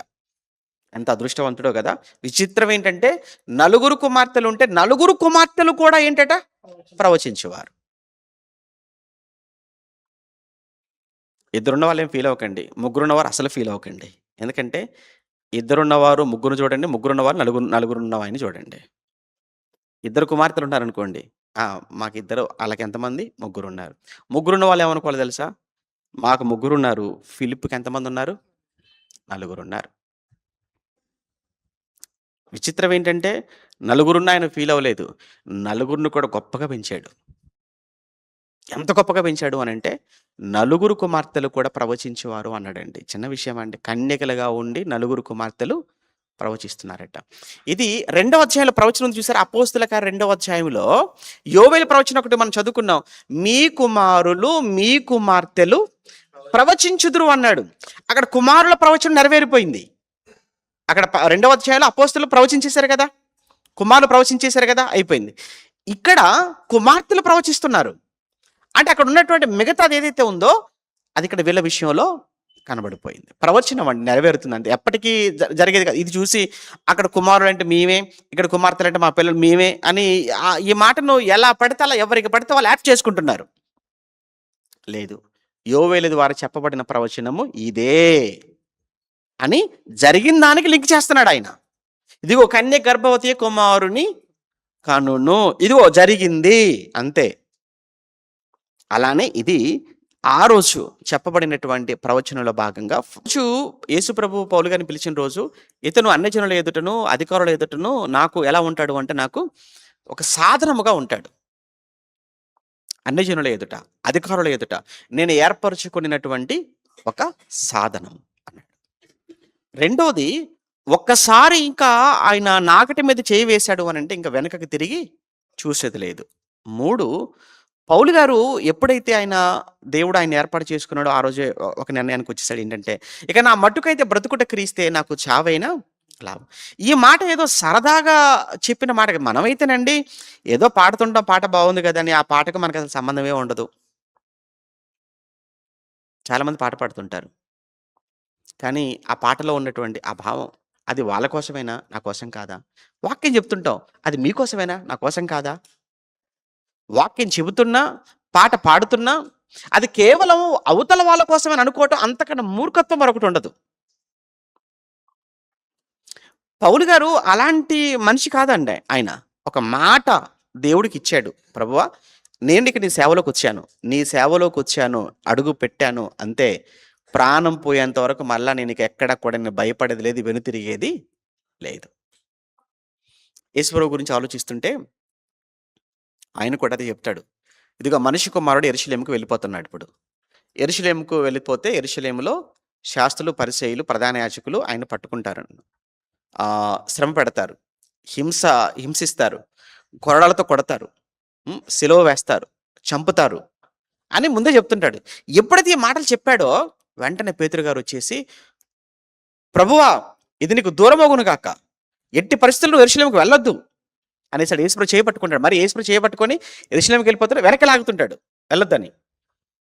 అప్పుడు ప్రభు ఏమన్నాడు, సాతానా నా వెనుకకు పో అనేసాడు. ఎందుకంటే నేను వచ్చింది చావడానికి, నేను వచ్చింది తండ్రి ఇష్టాన్ని జరిగించడానికి వచ్చాను అంతే. ఇక తండ్రి ఇష్టాన్ని జరిగించడానికి వచ్చిన నేను వెళ్ళవలసిందే తప్ప వెనకకు రావాల్సింది లేదు, ముందుకే తప్ప వెనకడుగు వేయటానికి లేదు. ఇక పౌలు గారు కూడా సేమ్ అదే ఇక్కడ కమిట్మెంట్. నా మట్టుకు బ్రతుకుడు క్రీస్తు ఊరక అనలేదు పౌలు గారు. చూసారా, ఏ మాట అయితే ఆయన నోట నుంచి వచ్చిందో అది ఇక్కడ ఆయన జీవితంలో ఇక్కడ కనబడుతుంది అంతే. బతిమాలుకున్నారట, లేదు వెళ్ళిపోతున్నారు. యెరూషలేమునికి వెళ్ళవద్దు బతిమాలుకుంటుంది. కానీ పౌలు ఇదెందుకు మీరు ఏడ్చి నా గుండె బద్దలు చేసితరేలా, నేనైతే ప్రభువైన యేసు నామము నిమిత్తము యెరూషలేములో బంధింపబడుటకు మాత్రమే కాక చనిపోవటకు కూడా నేను సిద్ధంగా ఉన్నాను. అమ్మో, ఆ మాట ఏంటండి? ఆ మాట అనాలంటే ఎంత ఉండాలి, ఎంత కమిట్మెంట్ ఉండాలి పౌలు గారికి. ఆయన నామం కోసం నేను చనిపోవడానికి కూడా రెడీ, ఆయన నామం కోసం నేను చనిపోవటానికి కూడా రెడీ నేను అంటున్నాడు. ఎవరు ఆయన నామం కోసం మాట పట్టడానికి రెడీ, ఆయన నామం కోసం నేను నిందలకు రెడీ, ఆయన నామం కోసం నేను అవమానాలకు రెడీ అని అనేవాళ్ళు ఎంతమంది ఉంటారు చెప్పండి? ఎవరు ఉండరు. కానీ ఇక్కడ ఈ మాట మనం చదువుతున్నప్పుడు ఎన్నో వచ్చినది 13. పౌలు ఇదెందుకు మీరు ఏడ్చి నా గుండెను మీరు ఎలా బద్దలు చేసేదరేలా, నేనైతే ప్రభువైన యేసునామము నిమిత్తము యెరూషలేములో బంధింపబడటకు మాత్రమే కాదు, అవసరమైతే చావడానికి కూడా సిద్ధం. అతడు ఒప్పుకోనందున మేము ప్రభు చిత్తం, ఇంకేం చేస్తాం, ఇక దేవుని చిత్తం, ఆయన చిత్తాన్ని వదిలేయటం అని చెప్పి మేము ఊరుకున్నాము. ఆ దెంలైన తర్వాత మాకు కావాల్సిన సామాగ్రి తీసుకుని యెరూషలేముకి ఎక్కిపోతే ఓకేనండి. ఇంకా ఆ రోజు అక్కడ కైసరలో దిగేశారట. అక్కడి నుంచి సామానంతా పట్టుకొని ఎక్కడికి వెళ్ళిపోతున్నారట, ఇక యెరూషలేముకి వెళ్ళిపోయాము. మరియు కైసరి నుండి కొందరు శిష్యులు, కైసరీలో కొంతమంది శిష్యులు కూడా యాడ్ అయ్యారట వీళ్ళకు పౌలు గారితో పాటు. మొదటి నుండి శిష్యుడిగా ఉండినటువంటి కుప్రియుడైనటువంటి మ్నాసోను ఇంట మేము దిగవాలనే ఉద్దేశంతో అతను వెంట పెట్టుకుని, అంటే ఈ కైసరీలో మ్నాసోను చూసారా, మా కింద నావత్తు కదా, మ్నాసోను అన్నాడు. ఆ! ఈ మ్నాసోను కు యెరూషలేములో ఇల్లుంది. ఇతను ఉన్నది ఎక్కడ? కైసరియలో ఉన్నాడు. ఇతనికి ఎక్కడ ఇల్లుంది? యెరూషలేములో ఇల్లుంది. కనుక ఇప్పుడు మేమంతా వెళుతున్నాము. మేమంతా వెళితే మరి యెరూషలేం అసలు సిటీ గదా! మరి మేము ఎక్కడుండాలి? ఎవరింట్లో ఉండాలి? అని అనుకుంటున్నప్పుడు కైసరియలో ఉన్నటువంటి ఈ మ్నాసోను, అయ్యో! అదేంటి పౌలు గారు, యెరూషలేములో మా ఇల్లుంది గదా! కనుక మీరు వచ్చేసి అక్కడ ఎన్ని రోజులున్నా మా ఇంట్లో ఉండొచ్చు అని కైసరలో ఉన్నటువంటి మ్నాసోను పౌలు గారితో పాటు కలిసి ఇప్పుడు ఎక్కడికొచ్చేసాడు? యెరూషలేముకొచ్చేసాడు. అంటే ఆయనకున్న ఇల్లు అది పౌలు గారికి, పౌలు గారితో పాటు ఉన్న సేవకులకు మొత్తానికి దేవుని పని కోసం, దేవుని పరిచర్య కోసం, పరిశుద్ధుల కోసం, దేవుని సేవకుల కోసం వాడబడితే, ఉపయోగించబడితే ఇక అంతకన్నా ఏం కావాలి మాకు?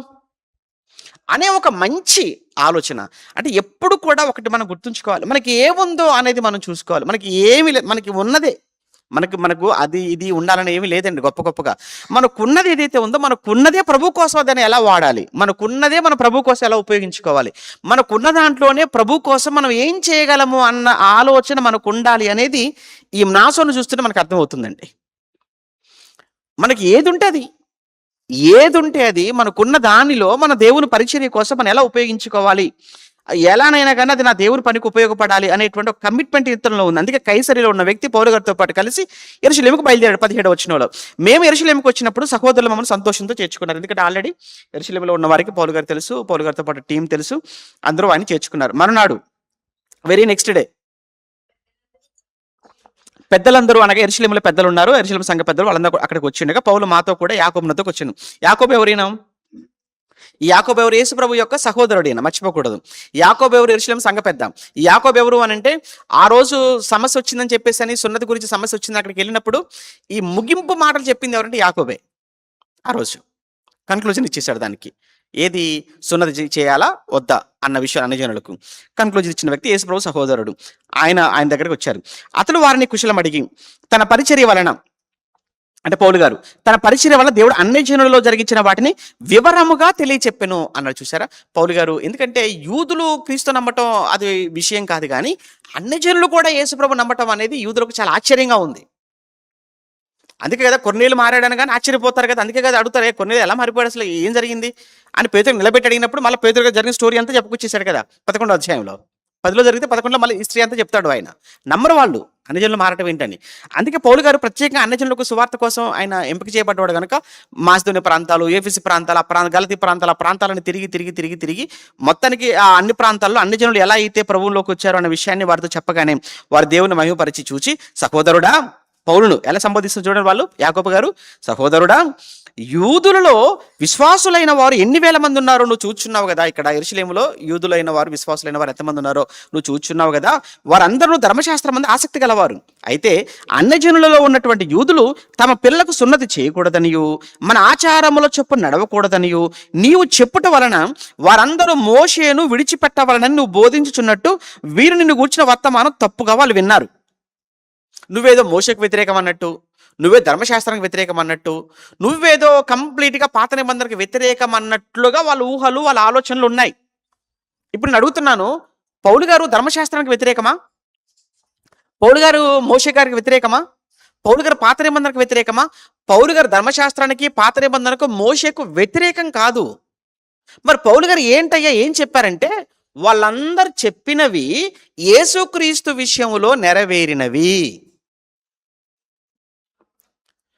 అవన్నీ ఎలా ధర్మశాస్త్రములో ఉన్న సంగతులు యేసుప్రభు ఎలా నెరవేర్చాడు, అలానే మోషే గారు చెప్పినట్లుగా యేసుప్రభు దాన్ని ఎలా నెరవేర్చాడు, అవన్నీ ఎలా నెరవేరినయో చెప్పాడే తప్ప అవన్నీ తప్పని కానీ, అవి మనకు అవసరం లేదని కానీ అవన్నీ పౌలు గారు ఎక్కడా కూడా చెప్పలేదు. ఇగో ఇప్పుడు వాటన్నిటిలో నుంచి యేసుప్రభుల వారు ఏం చేశారు, అవన్నీ నెరవేర్చి దాన్నంతా తీసేసి దాని స్థానంలో ఆయన క్రొత్త నిబంధన ఇచ్చాడు అన్నది ఈయన ప్రజెంట్ చేస్తున్నాడు. కానీ దీన్ని వాళ్ళు ఎలా తప్పుగా అనుకుంటున్నారంటే, ధర్మశాస్త్రం తప్పనేస్తున్నాడు ఆయన, మోషే తప్పనేస్తున్నాడు ఆయన, అసలు పాత నిబంధన లేదని, అంటే ఆ టైపులో వాళ్ళంతా కూడా తప్పుగా పౌలు గారిని అపార్థం చేసుకున్నారు. ఓకేనా? ఇప్పుడు మనం వరాలు లేవంటున్నాం, స్వస్థ వరాలు లేవంటున్నాం. దానికి బయట వాళ్ళు ఏమంటారంటే కంప్లీట్గా వీళ్ళు స్వస్థతలు లేవనేస్తున్నారండి, వీళ్ళు స్వస్థతలు నమ్మరండి అని. అసలు మనం అన్నదా ఒకటి, వాళ్ళు మాట్లాడుతున్నది ఇంకొకటి. మన స్వస్థతలు జరగవని మనం అంటాం లేదే, స్వస్థతలు దేవుడు చేయడానికి కూడా మనం అంటాం లేదు. కాకపోతే నేను ప్రార్థన చేస్తాను. నాకు ఆ వరం ఉంది. నేను ప్రార్థన చేస్తే ఇంకా ఎలాంటి స్వస్థత అయినా జరిగిపోతుంది. నా దగ్గర ఆ వరం ఉంది. ఈ వరం ఉంది, ఆ వరం ఉంది అని చెప్పేసని ఎవరు చెప్పుకుంటున్నా అది రాంగ్ అంటున్నాం మనం. అంతే తప్ప దేవుడు స్వస్థపరచడు, దేవుడు బాగు చేయడు అని మనం అనలేదే. అనమే అలా? ఇది. ఇక్కడ కూడా పౌలు గారు మిస్‌అండర్‌స్టాండింగ్ చేసుకున్నారనమాట వాళ్ళు. చూద్దాం. వారు విని దేవుని మహిమపరిచి అతన్ని చూచి ఆ తర్వాత ఎన్నో వచనం 22 కావున మనం ఏమి చేయుదుము? అయ్యా మరి నీ పట్ల ఇలాంటి తప్పుడు ఆలోచన, తప్పుడు అభిప్రాయం ఉంది కాబట్టి ఒక పని చేద్దాము. నీవు వచ్చే సంగతి వారు తప్పకుండా విందురు కాబట్టి మేము నీకు చెప్పినట్టుగా ఒక పని చేయి. మొక్కుబడి ఉన్న 4 మనుషులు మా ఇద్దరు ఉన్నారు. నీవు వారిని వెంట పెట్టుకుని పోయి వారితో కూడా శుద్ధి చేసుకుని వారి తలకు క్షౌరం చేయించుకున్నట్టుకు వారికి అయ్యే తగులుబడి నువ్వు పెట్టుకో. అప్పుడు నిన్ను గూర్చి తాము వినిన వర్తమానము నిజం కాదనియు నీవు ధర్మశాస్త్రంలో గైకొని యథావిధిగా నడుచుకొనుచున్నావనియు తెలుసుకుందురు. అయితే విశ్వసించిన అన్ని జనులను గూర్చి వారు విగ్రహములకు అర్పించిన వాటి రక్తమును గొంతు పిసికి చంపిన దాని జాగ్రత్తను మానవలసిన ఆ సంగతి ఎలాగో అన్యులకు మనం రాసి పెట్టాం కనుక ఆ విషయంలో పెద్ద ప్రాబ్లం లేదు. ఇప్పుడు ప్రాబ్లం వల్ల ఎవరంటే యూదులతో ప్రాబ్లం కాబట్టి 26 అంతటా పౌలు మరునాడు ఆ మనుషుల్ని వెంట పెట్టుకుని పోయి వారితో కూడా శుద్ధి చేసుకుని దేవాలయంలో ప్రవేశించి వారిలో ప్రతి వాని కొరకు కానుక అర్పించే వరకు శుద్ధి దినములు నెరవేర్చుదుమని తెలిపాను. ఇప్పుడు పౌలు గారే మాట్లాడుతుంటారు. యూదులు సున్నతి చేయించుకున్నారు, అన్యజనులు సున్నతి చేయించుకోలేదు. ఇప్పుడు యూదులైన వారు అన్యజనులు ఏమంటున్నారంటే మీరు కూడా సున్నతి చేయించుకోవాలి అంటున్నారు. పౌలు గారు ఏమంటారు అనంటే అసలు సున్నతి చేసుకోవటం వల్ల వచ్చేది ఏమీ లేదు, చేసుకోకపోవటం వల్ల వచ్చేది కూడా ఏమీ లేదు, మీ ఇష్టం ఇంకా. కానీ చేసుకోవాలని మీరు బలవంత పెడుతున్నారే అది తప్పు. ఈ క్లారిటీ అన్నమాట మిస్ అవుతున్నారు వాళ్ళు. ఇప్పుడు చేసుకోవటంలోనూ చేసుకోకపోవటంలోనూ ఏమీ లేదు. చేసుకోవటం వల్ల వాళ్ళకి యూదులకు కలిగిన గొప్పతనం ఏముంది అని అంటాడు రోమపత్రికలో. చేసుకోవటం వల్ల వాళ్ళకి కలిగిన గొప్పతనం ఏముంది, చేసుకోకపోవటం వల్ల మీకు కలిగినటువంటి నష్టం ఏముంది? ఏమీ లేదు. అంతా కూడా ఇప్పుడు సున్నతి వలన కాదు, విశ్వాసం వలన మాత్రమే, కృప వలన మాత్రమే. అది పౌలు గారి వాదన. లేదండి చేసుకోవాల్సిందే అండి అని అంటే అది నీ ఇష్టం తప్ప నువ్వు చేసుకోవాలని బలవంతం పెట్టకూడదు. అది సరే. ఇప్పుడు వీళ్ళందరూ కూడా ఏంటంటే అపార్థం చేసుకుంటున్నారు. పౌలు గారు మిమ్మల్ని ఏదో అగెనిస్ట్గా అనుకుంటున్నారు అని అంటే సరే పోనీ వాళ్ళ కోసం నష్టమేముంది, ఇదేమి నేను ఆజ్ఞగా నేనేమి ఇవ్వటం లేదు కదా, ఇదేం ఆజ్ఞ కాదు కదా అని వాళ్ళ కోసం వెళ్ళాడు. వాళ్ళ కోసం అక్కడ ఆ మురుకుబడే తలక్షవరం ఏవైతే వాళ్ళ కోసం చేసేసాడు. అది జరిగిన విషయం అక్కడ. అది అయితే ఇక్కడ ఏం మాట్లాడుతున్నా 27కి వచ్చేసరికి 7 దినములు కావచ్చినప్పుడు ఆసియా నుండి వచ్చినటువంటి యూదులు దేవాలయములో అతన్ని చూచి వారం తర్వాత సమూహం అంతటిని కలవరపరిచి అతన్ని బలవంతంగా పట్టుకొని ఇశ్రాయేలీలారా సహాయం చేయరండి, ప్రజలకును ధర్మశాస్త్రమునకును ఈ స్థలమునకు చూసారా ఎంతగా పౌలు గారి గురించి ఎంత బ్యాడ్ ప్రాపగండ చేస్తున్నారు అని అంటే ఇశ్రాయేలీలారా సహాయం చేయడానికి రండి. దేనికి సహాయం చేయడానికి? ఇతని మీద దాడి చేయడానికి అనమాట. ప్రజలకును అంటే ఇశ్రాయేల్ ప్రజలకును 1, 2 ధర్మశాస్త్రమునకును 3 ఈ స్థలం అంటే యెరూషలేము దేవాలయం. సెంటిమెంట్ యెరూషలేము దేవాలయం. ఈ స్థలం అంటే ఇప్పుడు ఎక్కడున్నాడు ఆయన? యెరూషలేము దేవాలయంలో ఉన్నాడు. ఈ స్థలమున కంటే యెరూషలేమునకు లేదా ఈ దేవాలయమునకును విరోధముగా అందరికీ అంతటా బోధించున్నవాడు వీడే. అసలు పౌలు గారు ఇశ్రాయేలు కోసం ఎప్పుడు తప్పుగా మాట్లాడింది లేదు, ధర్మశాస్త్రానికి విరోధంగా మాట్లాడింది లేదు, 3 దేవాలయం కోసం తప్పుగా మాట్లాడింది లేదు. కానీ పౌలు గారు మాట్లాడని 3 విషయాలను పౌలు గారు మాట్లాడాడు అన్నట్లుగా ఆయన మీద అభియోగం, ఆయన మీద నేరారోపణ చేసి ఒక వ్యతిరేకిగా ప్రజల్లో ఉన్నటువంటి సెంటిమెంట్ని ఏం చేస్తున్నారంటే రెచ్చగొట్టి వాళ్ళు ఉద్రేకపరిచి పౌలు గారి మీద దాడి చేయాలి. సేమ్ ఇప్పుడు క్రైస్తవుల మీద జరుగుతున్న దాడులు కూడా అలానే. దేశ వ్యతిరేకులు, ఆ తర్వాత ధర్మ వ్యతిరేకులు, వీళ్ళు అసలు కంప్లీట్‌గా మనకు ఈ దేశానికి పట్టిన చీడ, దరిద్రం ఎన్ని మాటలు మాట్లాడుతుంటారో క్రైస్తవుల కోసం. సేమ్ ఇదే. అసలు ఏ ఒక్క నిజమైన క్రైస్తవుడు ఎప్పుడు కూడా దేశాన్ని గౌరవిస్తాడు, దేశాన్ని ప్రేమించమంటాడు, దేశం కోసం తనకున్నది పంచాలనుకుంటాడు, దేశం కోసం ఎప్పుడు ప్రార్థన చేస్తుంటాడు తప్ప దేశం కోసం దేశం పేరు చెప్పుకొని దోచుకుంటున్న వాళ్ళు యాక్చువల్‌గా. చూసారా? దేశం పేరు చెప్పి, ధర్మం అని చెప్పి, ఇప్పుడు ఈ దేశానికి సంబంధించిన ఏమంటే 100 కోట్లు, 1000 కోట్లు, లక్షల కోట్ల రూపాయలను విదేశాలకు తరలించి విదేశాలలో దాచుకున్న బడా పెద్ద పెద్ద వాళ్ళు ఎవరండి వాళ్ళంతా? వాళ్ళు కదా దేశద్రోహులంటే, వాళ్ళని కదా అనాలి. పాపం ఎక్కడో ఏమీ తెలియని పాపం ఒక అమాయకుడు, ఒక సేవకుడు చంకన సంచేసుకొని అందులో బైబిల్ పట్టుకొని 4 కరపత్రికలు పట్టుకొని అయ్యా పాపం మానుకోండి, జీవితం అంటే ఇదే కాదు. మరొక జీవితం ఉంది. ఇగో యేసుప్రభు మన పాపాల కోసం చనిపోయాడు. ఆయన నమ్ముకుంటే మీకు పరలోకం ఇవి చెబితే ఈడు దేశద్రోహి అట. దేశాన్ని దోచుకొని కోట్ల రూపాయలు విదేశాలకు తరలించి దాచుకున్నవాడేమో దేశభక్తుడు. యేసు నమ్ముకోమని చెప్పినందుకు ఇతడేమైపోయాడు పాపం? ద్రోహి అయిపోయాడు. అది. దీనంతటి కారణం ఏంటంటే నిరక్షరాస్యత. దీనంతటి కారణం ఏంటంటే అక్షర జ్ఞానం లేకపోవటం. దీనంతటి కారణం ఏంటంటే చదువు లేకపోవటం. ఈ అల్లరి చేసే ఈ ఏమంటారు, ఈ గ్యాంగు, ఈ ముఠా, ఈ బ్యాచ్ అంతా మీరు చూడండి. ఒక్కడి చదువు ఉండదు.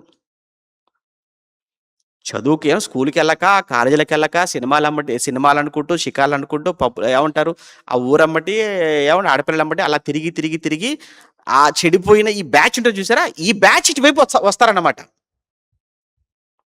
అంతే తప్ప చదువుకున్న వాళ్ళు అలా అల్లరి చేయరండి. చదువుకున్నవాడికి తెలుసు ఎవడు దేశద్రోహో తెలుసు, ఎవడు దేశభక్తుడో తెలుసు. ఏది ధర్మమో తెలుసు, ఏది అధర్మమో తెలుసు. వాళ్ళంతా కూడా చక్కగా కాలేజీలలో చదువుకుంటూ ఉంటారు. లేదంటే ఉద్యోగాలు చేసుకుంటూ, వ్యాపారాలు చేసుకుంటూ ఉంటారు. మరి ఉద్యోగం లేనివాడు, వ్యాపారం లేనివాడు, చదువు లేనివాడు ఏం చేస్తుంటాడు? పర్మిషన్ ఉందా అని అడుక్కుంటూ వస్తుంటాడనమాట మన దగ్గరికి. అంతే. మీరు చూడండి, ఎక్కడ చూడండి. ఎన్నో వచనం? 28. ఇశ్రాయేలులారా, పౌలు గారు ఈ 3 విషయాలలో ఆయన ద్రోహిగా మాట్లాడుతున్నాడు. మరియు వీడు గ్రీసు దేశస్థులను దేవాలయంలోకి తీసుకుని వచ్చి ఈ పరిశుద్ధ స్థలంలో అపవిత్రపరుచున్నాడని కేకలు వేసిరి అన్నాడు. యాక్చువల్‌గా పౌలు గారు ఎవరిని తీసుకొని రాలేదు అక్కడికి. ఎందుకంటే ఆయన తెలుసండి, ధర్మశాస్త్రం తెలుసు, దేవాలయపు రూల్స్ అండ్ రెగ్యులేషన్స్ అన్నీ తెలుసు. అలాంటప్పుడు అన్యుని ఎలా తీసుకొస్తారు దేవాలయంలోనికి? తీసుకురాడు కదా. అయితే వాళ్ళు ఊహించుకున్నారనమాట. ఏలయనగా ఎఫెసీయుడైనటువంటి త్రోఫిమును అతనితో కూడా పట్టణంలో అంతకుముందు వారు చూచి ఉన్నందున పౌలు దేవాలయంలోనికి అతను తీసుకొని వచ్చి ఊహించిరి. ఆ పదం చూడండి ఎంత బాగుందో. ఊహించారు వాళ్ళు, అంతే తప్ప పౌలు గారు ఏమి ఆ త్రోఫిమును లోపలికి తీసుకొని ఏమి రాలేదు. ఊహించుకొని దాడికి పాల్పడదు. ఊహించేసుకోవటం. మనకు బోల్డన్ని ఉంటాయి ఊహలో బ్రతుకుతుంటాం కదా మనం కూడా. జరిగింది జరగనట్టు, జరగనిదేమో జరిగినట్టు. మనకి ఏం లేదు, కూర్చుంటారు, కళ్ళకు అంటుంటారు, ఎక్కడికో అమెరికా వెళ్ళిపోయినట్టు. ఇక్కడే ఉంటాం, ఊహించుకుంటూ ఉంటాం. చదువు లేదు, పరీక్షలు అయిపోయిన అప్పుడే ఫస్ట్ ర్యాంక్‌లో పాస్ అయినట్టు. చదివే ఉంటుంది ఇక్కడ.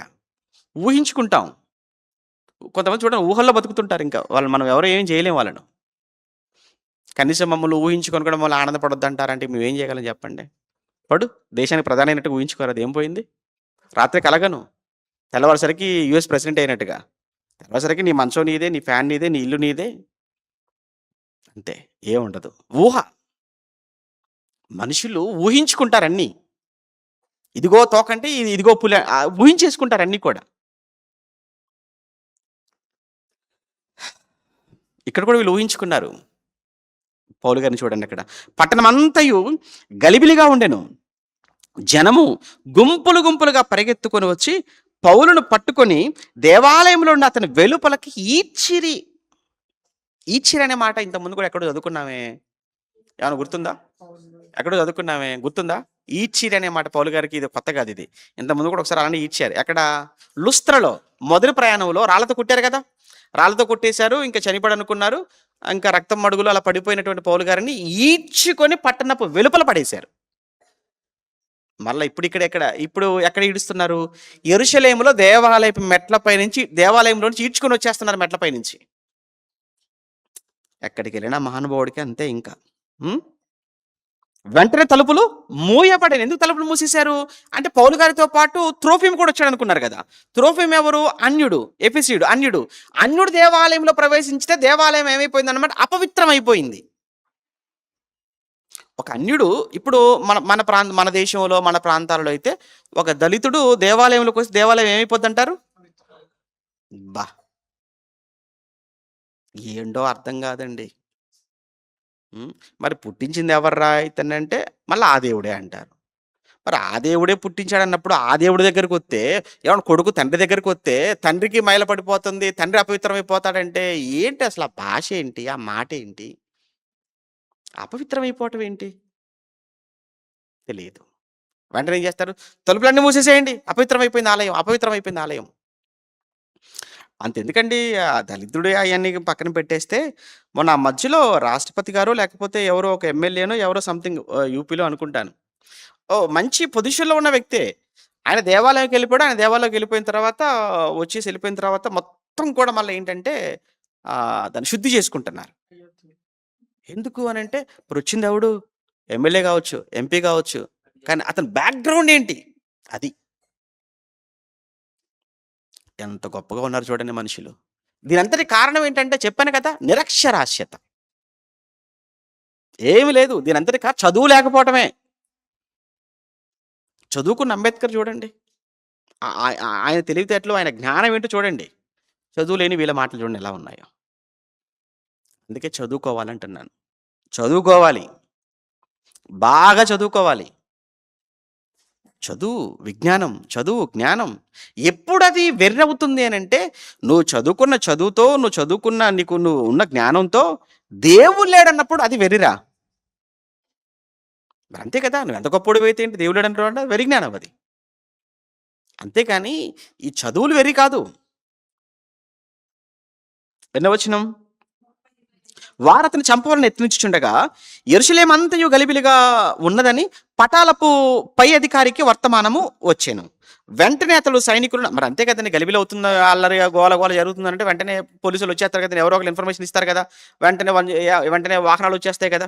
పోలీస్ వెహికల్స్ వచ్చేస్తుంటాయి కదా! వెంటనే సేమ్ ఆ రోజు అక్కడ కూడా ఏంటంటే యెరూషలేములో పక్కనే పటాలపు అంటే బెటాలియన్ ఉంది. ఆ బెటాలియన్‌లో సైనిక అధికారి ఉన్నాడు. సైన్యం అంతా కూడా ముందు అంతా కూడా సైన్యం దిగిపోయింది అక్కడ. అంతే బెటాలియన్ అంతా దిగిపోయింది అక్కడ. రాగానే ఆ సైనిక అధికారి వర్తమానం వచ్చి వెంటనే అతను తీసుకొని వచ్చేసాడు. వారితో పరిగెత్తుకొని వచ్చేసాడు. వారు పై అధికారిని సైనికులు రాను వారిని చూచి పౌలు కొట్టుట మానిరి. అంటే అప్పటి వరకు పౌలు గారిని కొడుతూనే ఉన్నారు. చంపేద్దాం అనుకున్నారు కదా! ఇక చచ్చిపోవాలి పౌలు అంతే ఇంక అక్కడ. బా! చచ్చిపోవాలి చంపేద్దాం అనుకుంటున్నారు పౌలు గారిని. కొడుతూనే ఉన్నారు పౌలు గారిని. ఎప్పుడైతే బెటాలియన్ పోలీసులు వచ్చి అంతే కదండీ! ఎక్కడైనా కొంచెం ఒక వ్యక్తిని పట్టుకొని కొడుతున్నారనుకో పోలీసులు వచ్చేసారనుకోండి.